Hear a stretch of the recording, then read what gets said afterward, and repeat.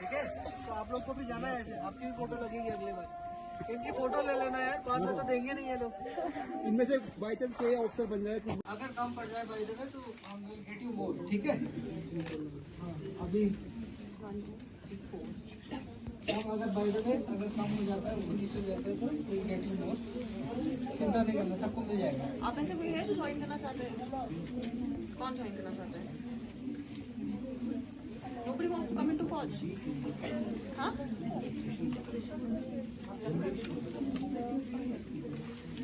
अभी कितने बच गए आप लोग?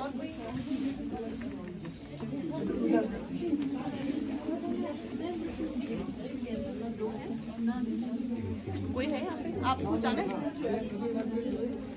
नहीं जाना है? चाहते हो तो ये आपको बहुत मदद करेगा। शाम को थोड़ा कुछ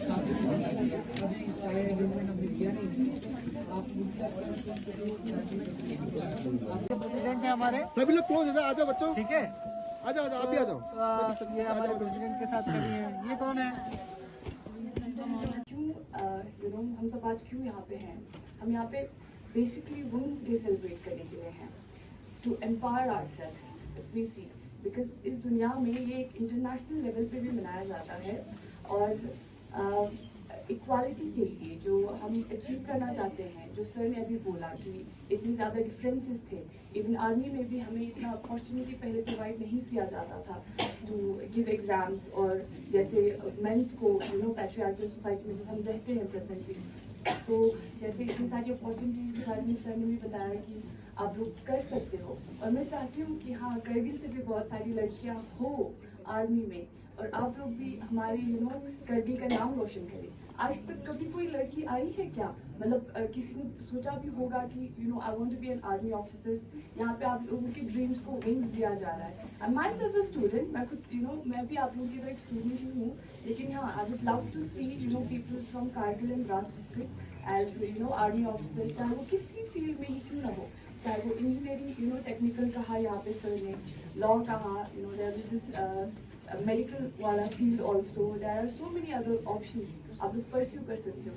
तो ये जो मीटिंग यहाँ पे इन्होंने आज की है, मैं चाहती हूँ आप लोग इसको बहुत सीरियसली ले, लाइटली नहीं ले कि हाँ आए हैं, गए हैं, बैठे हैं, पढ़े हैं, चले जाएंगे, नहीं, इसको एक सीरियसली परस्यू करें और अपना फ्यूचर देखें। कि जैसे एनसीसी के तो बहुत सारे बच्चे यहाँ पे हैं, है ना, वो लोग तो बहुत सीरियसली देखें, because you can pursue a future where you can make yourself proud, your parents भी, कि हाँ हमारे करगिल में भी लड़कियां हैं जो परस्यू करना चाहती हैं आर्मी जैसे फील्ड को, because we live in a society. अगर हम अपनी करगिल का सोसाइटी देखें, हम एक मुस्लिम, क्या किया या फिर बचपन से मेरे साथ ऐसा क्या हुआ जिसने मुझे मोटिवेट किया आर्मी ज्वाइन करने के लिए, और उसके बाद जब मैंने एक बार सोच लिया कि मुझे आर्मी ज्वाइन करनी है, तो उसके बाद मेरा क्या मेरी स्टोरी रही, उसके बाद मेरा क्या एक्सपीरियंसेस रहे।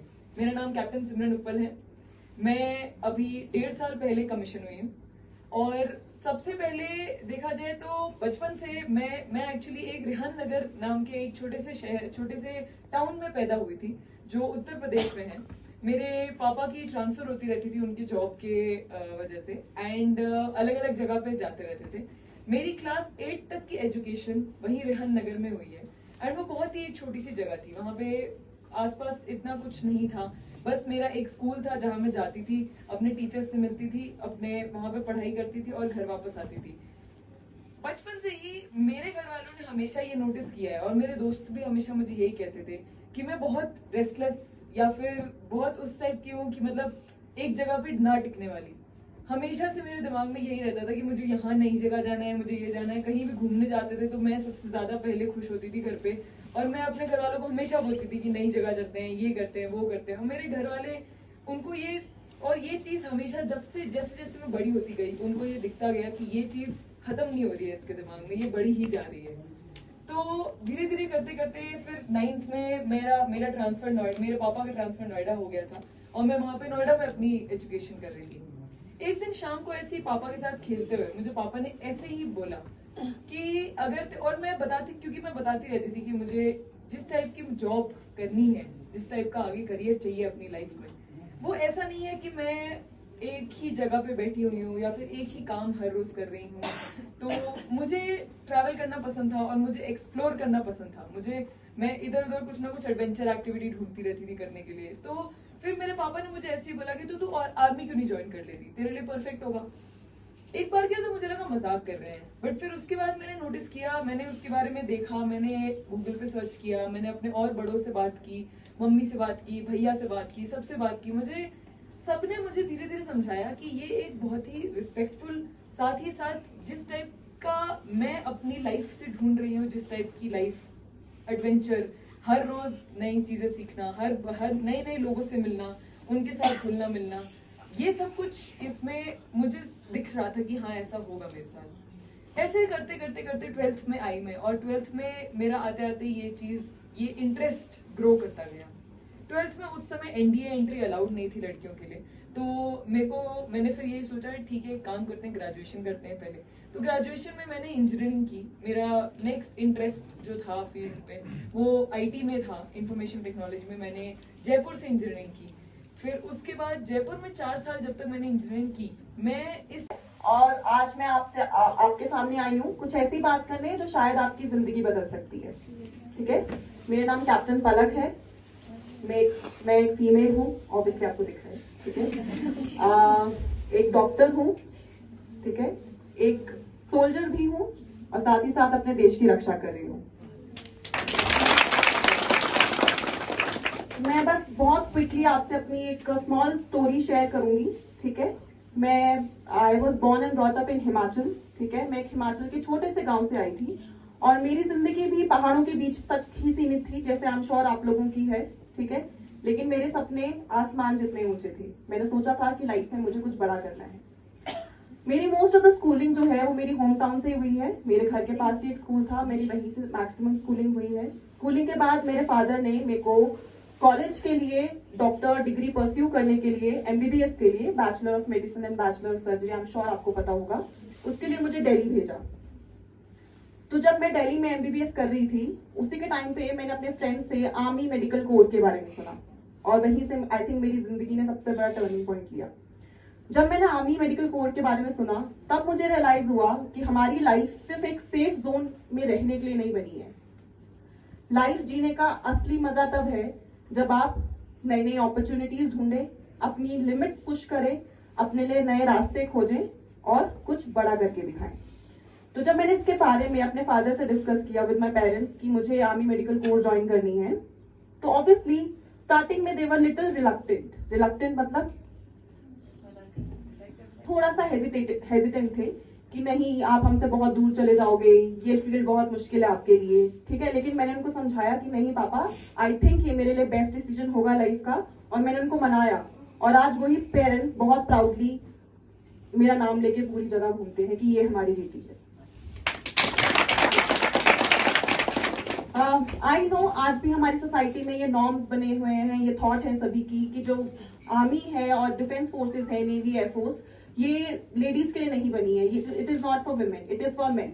बट आई थिंक मैं आपके सामने खड़ी हूँ, मेरे साथ कैप्टन सिमरन वहां बैठी हैं, जो आपके सामने लाइव एग्जांपल्स हैं कि हम लोग भी यूनिफॉर्म पहन सकती हैं और हम लोग भी देश की सेवा कर सकती हैं, ठीक उसी तरह जिस तरह मेल्स कर सकते हैं। मुझे पहली पोस्टिंग मेरी हुई जब मैंने आर्मी मेडिकल कोर ज्वाइन करा, तो मेरी पहली पोस्टिंग हुई एमएच पठानकोट में। पठानकोट आपने सुना होगा, पंजाब का एक छोटा सा शहर है, वहां पे मेरी पोस्टिंग आई पहली। और मेरे घर से वो कुछ ही दूर था, तो उतना मुझे फील नहीं हुआ कि मैं कुछ बहुत नई जगह आई हूँ।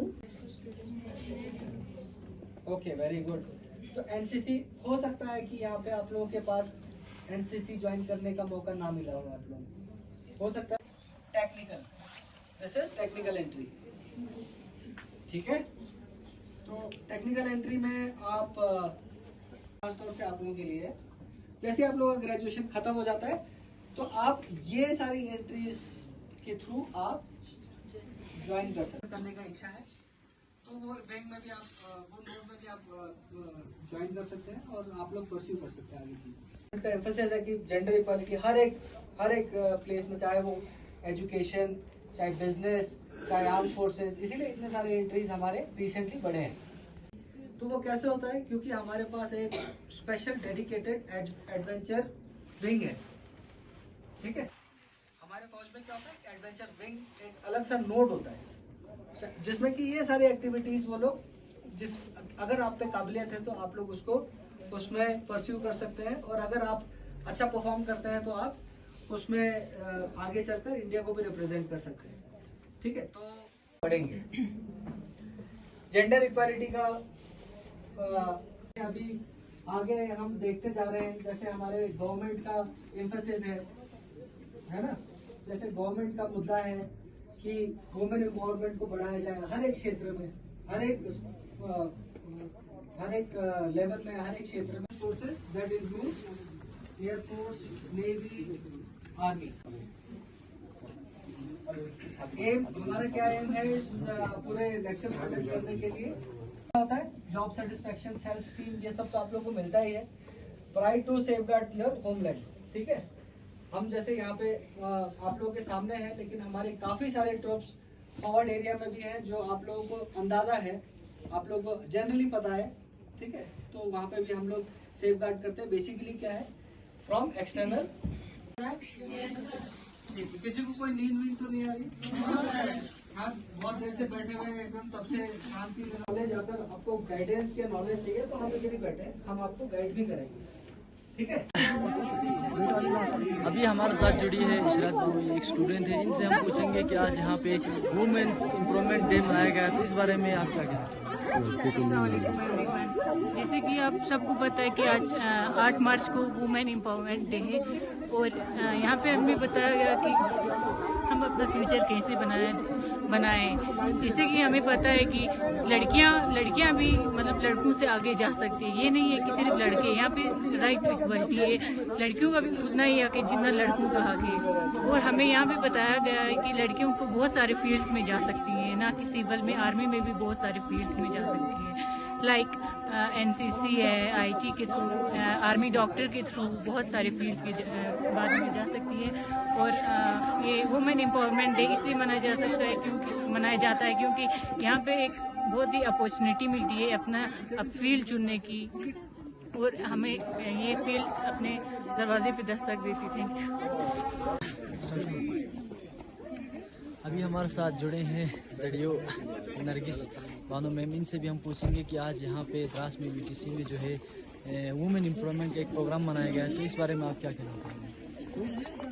सबसे पहले मैं तमाम औरतों को, बेटियों को आज इंटरनेशनल वुमेन डे के मौके पर मुबारकबाद पेश करना चाहती हूँ।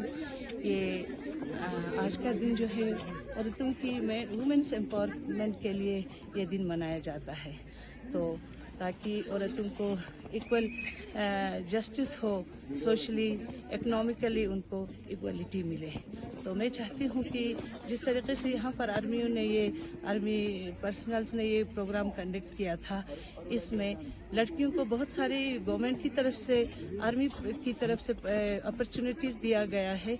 तो मैं चाहती हूँ कि बच्चियाँ जो है आर्मी में ज्वाइन करें और इन सब अपॉर्चुनिटीज़ को ग्रैब करने की कोशिश करें। एक बार फिर मैं आज के दिन पर तमाम औरतों को आलमी सतह पर जितने भी औरतें हैं वुमेन्स एम्पावरमेंट डे पर, नेशनल यानी वुमेन्स डे पर मुबारकबाद पेश करना चाहती हूँ।